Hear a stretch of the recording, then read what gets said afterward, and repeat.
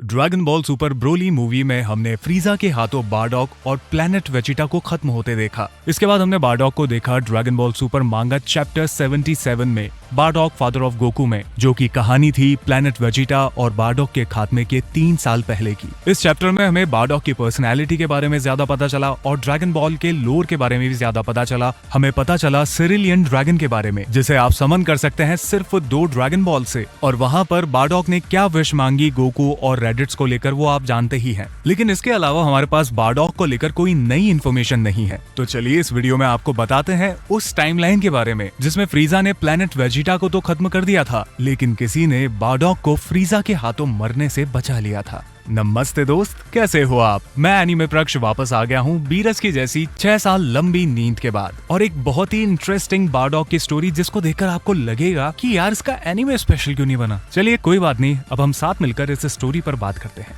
कहानी की शुरुआत होती है फ्रीजा के प्लैनेट वेजिटा को खत्म करने के बाद से, जहाँ बारडॉक नींद में सपने में गोकू और फ्रीजा को लड़ते हुए देख रहा है।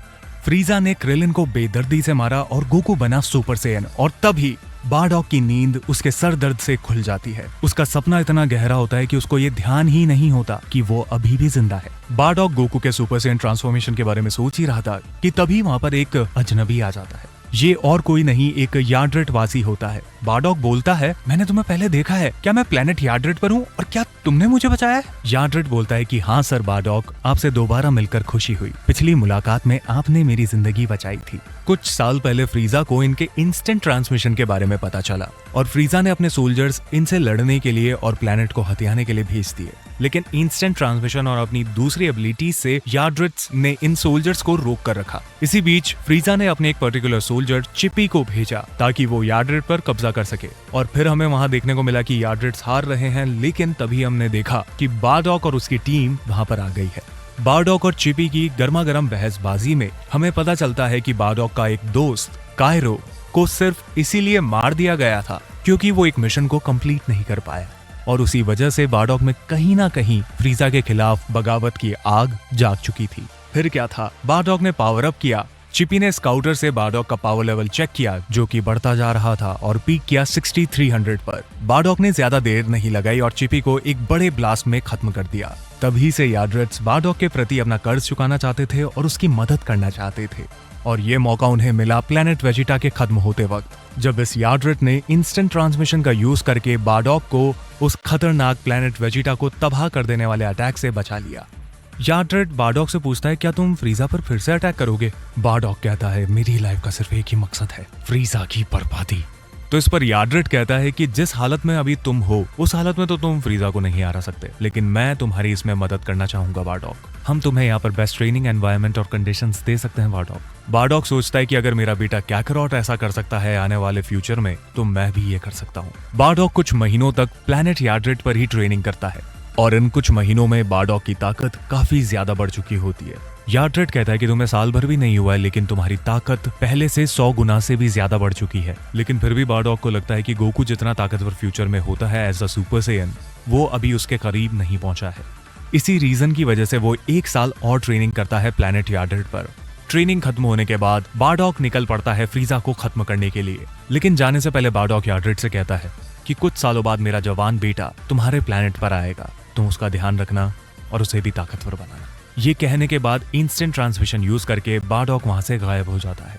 फ्रीजा के प्लैनेट नंबर 5 पर इंस्टेंट ट्रांसमिशन से बारडॉक पहुंचता है और वहां पर जितने भी सोल्जर्स होते हैं सबको खत्म कर देता है। लेकिन बारडॉक को ये नहीं पता होता कि ये प्लैनेट फ्रीजा के अंडर में नहीं आता। जिन सोल्जर्स को उसने मारा वो किसी और के सोल्जर्स थे। ये फ्रीजा के जैसा दिखने वाला कैरेक्टर कौन है, इसके बारे में हमें स्टोरी में आगे जानने को मिलेगा। दूसरी तरफ बारडॉक अभी भी फ्रीजा फोर्स के सोल्जर्स को खत्म करता जा रहा है, ये सोचकर कि ये फ्रीजा फोर्स के सोल्जर्स हैं। इंस्टेंट ट्रांसमिशन यूज करके बारडॉक फ्रीजा के दूसरे प्लैनेट पर जाने ही वाला होता है कि तभी उसे एक एनर्जी महसूस होती है। उस एनर्जी को सेंस करके बारडॉक हैरान रह जाता है क्योंकि ये एनर्जी सिग्नल एक सेयन के हैं। इंस्टेंट ट्रांसमिशन का यूज करके बारडॉक फटाफट से उस सेयन के पास जाता है और बोलता है, पेपॉल ये तो सच में तुम ही हो। बारडॉक तुम यहाँ कैसे? तुम तो जिंदा हो। हाँ, मैं एक्सप्लोजन से बच गया था, मैं भी एक मिशन पर था उस टाइम। मुझे पता चला कि एक मीटियोर ने हमारा पूरा प्लैनेट तबाह कर दिया। मीटियोर ने? तो उस कमीने फ्रीजा ने ये झूठ फैलाया दुनिया भर में। पेपॉल फ्रीजा ने ही हमारा प्लैनेट तबाह किया है।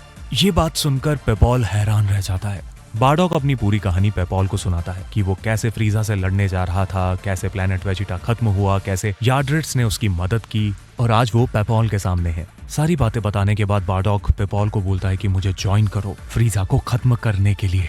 पेपॉल डर और हैरानी से बोलता है कि वो और बारडॉक फ्रीजा को नहीं हरा सकते। तभी बारडॉक अपना पावर लेवल बढ़ाता है और पेपॉल को कहता है कि अपने स्काउटर से चेक करो कि मेरी ताकत कितनी है। बारडॉक की ताकत इतनी बढ़ जाती है कि स्काउटर फट जाता है और पेपॉल को बारडॉक बताता है कि ये अभी मेरी फुल पावर नहीं है। पेपॉल बारडॉक के साथ जाने के लिए तैयार हो जाता है, लेकिन इसी बीच हमें उसकी बैक स्टोरी जानने को मिलती है कि पेपॉल पैदा ही बहुत हाई लेवल के साथ हुआ था और उसकी ताकत को देखकर फ्रीजा ने उसे अपनी एलीट टीम में रख लिया। पेपॉल एक बहुत ही लॉयल सोल्जर है फ्रीजा फोर्स का और इसी वजह से फ्रीजा उसे मारना नहीं चाहता था और उसे किसी और मिशन पर भेज दिया। पेपॉल और बारडॉक कुछ साल पहले एक टूर्नामेंट में मिल चुके थे और लड़ चुके थे और इसकी वजह से उनकी दोस्ती गहरी हुई थी। तभी प्रेजेंट टाइमलाइन में बारडॉक पेपॉल को लेकर चला जाता है और दूसरे फ्रीजा के सोल्जर्स को मारना शुरू करते हैं ये दोनों। पेपॉल को बारडॉक कहता है कि तुम और भी कहीं ज्यादा ताकतवर हो सकते हो। मैं प्लान कर रहा हूँ कि पहले फ्रीजा की पूरी आर्मी को खत्म करा जाए, उसके बाद हम फ्रीजा से लड़ने जाएंगे, लेकिन उससे पहले पेपॉल तुम्हें मेरे पावर लेवल तक पहुंचना होगा और वो मैं तुम्हें सिर्फ 1 महीने में सिखा दूंगा। दूसरी तरफ बारडॉक के हाथों इतने सोल्जर्स मारे जाने की वजह से ज़ेल्डा फोर्स को बारडॉक के बारे में पता चल जाता है और हमें पता चलता है कि ये फ्रीजा जैसा दिखने वाला शख्स अपने सोल्जर्स को इन्वेस्टिगेशन के लिए भेजता है। इधर 10 दिन से लगातार ट्रेनिंग कर रहे पेपॉल और बारडॉक थोड़ी देर रेस्ट कर रहे हैं, लेकिन तभी वहां पर ये सोल्जर्स आ धमकते हैं। बारडॉक कहता है कि अपनी कब्र खोदने खुद ही आ गए, लेकिन जब बारडॉक और पेपॉल इन दोनों सोल्जर्स से मिलते हैं तो वो कहते हैं कि हमने तुम्हें पहले कभी नहीं देखा, तुम फ्रीजा के ही सोल्जर्स हो ना। ये सोल्जर्स कहते हैं कि हाँ, हम फ्रीजा फोर्सेस में तो हैं, लेकिन हमारे डायरेक्ट कमांडर हैं ज़ेल्डा। बारडॉक कहता है कि तुम्हें खत्म करके मैं फ्रीजा का गला दबोचूंगा, लेकिन उससे पहले पेपॉल तुम इन दोनों से लड़ो। पेपॉल थोड़ा सा सहम जाता है कि वो अकेला इन दोनों से कैसे लड़ेगा, लेकिन वो अपनी ताकत को बढ़ाता है और शुरू करता है लड़ाई इन दोनों ज़ेल्डा फोर्सेस के सोल्जर्स के खिलाफ। इस बैटल की शुरुआत में ही पेपॉल को लग जाता है कि ये दोनों ताकतवर तो हैं, लेकिन वो इन्हें हरा सकता है। पेपॉल के कुछ अटैक्स इन सोल्जर्स पर भारी पड़ते हैं, लेकिन फिर बाद में पेपॉल देखता है कि इनको तो कुछ भी नहीं हुआ। ये सोल्जर कहता है कि इससे खतरनाक हमले तो मेरी दादी करती थी, अब तुम्हारे मरने का टाइम है। कुछ घूंसे और लातों के बाद पेपॉल को समझ में आ जाता है कि वो इन दोनों सोल्जर से नहीं जीत सकता। तभी बारडॉक बीच में आकर एक बैड एस अटैक करता है और उस सोल्जर को एक ही अटैक में खत्म कर देता है। दूसरा सोल्जर ये देख डर के भागने की कोशिश करता है, लेकिन बारडॉक उसे भी नहीं जाने देता। एक एक्सप्लोजन अटैक में वो उसे भी खत्म कर देता है। पेपॉल ये देखकर हैरान रह जाता है कि बारडॉक कितना ज्यादा ताकतवर है और उससे माफी भी मांगता है कि मैं और ताकतवर बनूंगा बारडॉक, मैं भी तुम्हारी मदद करूंगा। लेकिन बारडॉक का सर एक बार फिर से बहुत तेज दर्द करता है और वो देखता है कि पेपॉल उसके हाथों में अपनी आखिरी सांसें गिन रहा है। यार्ड्रेट का बारडॉक को बचाना, इस इंसिडेंट ने एक ऑल्टरनेट टाइमलाइन क्रिएट कर दी और जो विजन अभी बारडॉक ने देखा, क्या सिर्फ वो एक पॉसिबिलिटी है या फिर ये नियति है? ये फैन मांगा जो यंग जीजी द्वारा लिखी गई है, ये एकदम ऑफिशियल आर्ट स्टाइल में दिखती है और लगता ही नहीं कि इसे टोरियामा सेंसेई या तोयोतारो ने नहीं लिखा है। और जिस तरह से इसकी कहानी आगे बढ़ती है, सुनकर और देखकर लगता है कि ये बहुत ही ध्यान से बनाई गई मांगा है, क्योंकि आगे हमें बस ये देखने को मिलता है कि बारडॉक बस ये चाहता है कि पेपॉल ना मरे। वो फ्यूचर को चेंज करना चाहता है और साथ ही साथ पेपॉल को और ट्रेन करना भी शुरू कर देता है। दूसरी तरफ ज़ेल्डा फोर्स का सोल्जर बोलता है, लॉर्ड चिल्ड, अर्जेंट न्यूज है सर। टोबी और गबेला के साथ हमारा कम्युनिकेशन टूट गया है, शायद उन्हें मार दिया गया है। इस बात को सुनकर लॉर्ड चिल्ड, जो इस कैरेक्टर का नाम है, आग बबूला हो उठता है और खुद वहां पर जाने की तैयारी में लग जाता है जहां पर बारडॉक और पेपॉल हैं। कुछ दिनों बाद ट्रेनिंग की वजह से पेपॉल की ताकत काफी ज्यादा बढ़ चुकी होती है और जैसे ही पेपॉल और बारडॉक उस प्लैनेट से निकलने की तैयारी कर रहे होते हैं, एक नया फाइटर वहां आ धमकता है। इस कैरेक्टर का नाम है Scott, special black ops agent Frieza force का। पेपॉल को बारडॉक के साथ देखकर स्कॉट समझ जाता है कि वो फ्रीजा के खिलाफ हो चुका है, लेकिन इस बीच एक इंटरेस्टिंग फैक्ट ये है कि स्कॉट कैप्टन गिन्यू से भी ज्यादा ताकतवर है। स्कॉट कमांडर इन चीफ है और सिर्फ स्पेशल मिशंस के ऊपर ही उसे भेजा जाता है, तो आप समझ सकते हैं कि उसका पावर लेवल कितना हाई होगा। और अगर स्कॉट को फ्रीजा या चिल्ड ने भेजा है तो हमें ये समझ में आ चुका है कि बारडॉक उनके लिए कितना बड़ा खतरा बन चुका है। लेकिन यहाँ पर लड़ाई बारडॉक नहीं, पेपॉल शुरू करता है। नई ताकतों के साथ पेपॉल लड़ना शुरू करता है स्कॉट से। पेपॉल अपने सेयन प्राइड और अपने प्लेनेट के खात्मे का गुस्सा स्कॉट पर निकालना शुरू कर देता है और स्कॉट भी कहता है कि मैंने शायद तुम्हें अंडर एस्टिमेट किया पेपॉल, अब मैं तुम्हें मेरी असली ताकत दिखाता हूँ। और ये कहते ही स्कॉट की स्पीड बहुत ज्यादा बढ़ जाती है और पेपॉल उसे देख भी नहीं पाता। बारडॉक भी हैरान रह जाता है स्कॉट की स्पीड को देखकर। काफी पिटाई खाने के बाद भी पेपॉल ये देखता है कि वो कितना ज्यादा ताकतवर हो गया है और सेकेंड राउंड की फाइट के लिए तैयार हो जाता है। लेकिन अभी भी स्कॉट की स्पीड इतनी ज्यादा होती है कि पेपॉल उसे नहीं देख पाता और बार बार पिटता जाता है।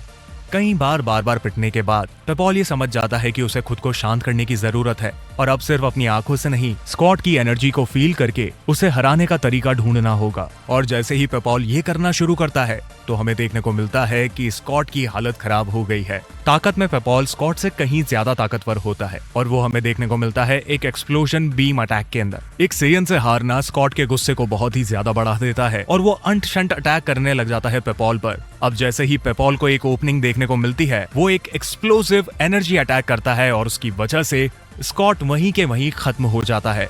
सोचने वाली बात है, गिन्यू से ज्यादा ताकतवर एक कैरेक्टर जिसे पेपॉल ने बड़ी ही आसानी से हरा दिया। देखकर तो ऐसा लगता है कि शायद पेपॉल ने स्कॉट को बड़ी आसानी से हरा दिया, लेकिन पेपॉल कहता है कि मैंने अपनी सारी एनर्जी इस लड़ाई में खर्च कर दी है। बारडॉक अंदर से खुश हो जाता है कि शायद मैंने फ्यूचर को चेंज कर दिया है, लेकिन तभी एक बहुत ही ताकतवर एनर्जी को महसूस करते हैं पेपॉल और बारडॉक। हमें देखने को मिलता है कि चिल्ड भी इस प्लेनेट पर आ चुका है और चिल्ड ने स्कॉट को इसीलिए भेजा था ताकि वो बारडॉक और पेपॉल को और ज्यादा थका सके और उनको बहुत ही बेदर्दी से मारे। तो क्या बारडॉक और पेपॉल चिल्ड से लड़ पाएंगे? और क्या जो विजन्स बारडॉक देख रहा था, उन विजन्स को ये दोनों चेंज कर पाएंगे? जानने के लिए आपको देखना होगा बारडॉक आफ्टर का अगला पार्ट। तो अगर आपको ये स्टोरी पसंद आई है तो इसको जरूर लाइक कीजिए और कमेंट कीजिए कि आगे क्या होगा। वैसे मैंने इस स्टोरी को 8 साल पहले भी नरेट किया था, लेकिन वो अलग अलग पार्ट्स में डिवाइडेड थी। अभी हम इस स्टोरी को सिर्फ 2 पार्ट्स में ही कंप्लीट कर रहे हैं। तो ऐसी इंटरेस्टिंग स्टोरीज के लिए चैनल को जरूर सब्सक्राइब करें और मैं मिलता हूँ आपसे अगले वीडियो में और कॉमेंट सेक्शन में।